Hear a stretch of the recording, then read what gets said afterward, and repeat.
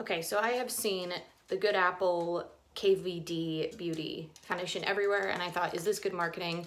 Because I'm seeing it every 2 minutes on my TikTok For You page, or is it actually like worth the hype? So I got the shade Light 10, and I'm just gonna try it with my beauty blender. I'm just gonna do like a little swipe, ooh, and pat it in how I would.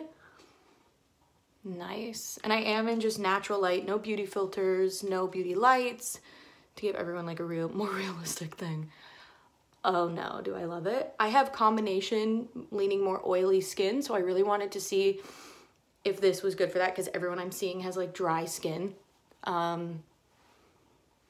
Okay, I like that it's buildable. Come back because no jersey.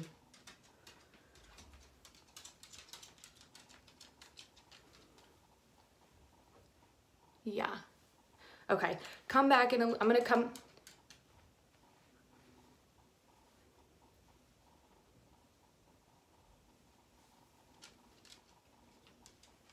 Okay, I'm gonna come back in a couple hours to see how it's wearing, because that's what really matters. It looks good now, but does it look good in a few hours?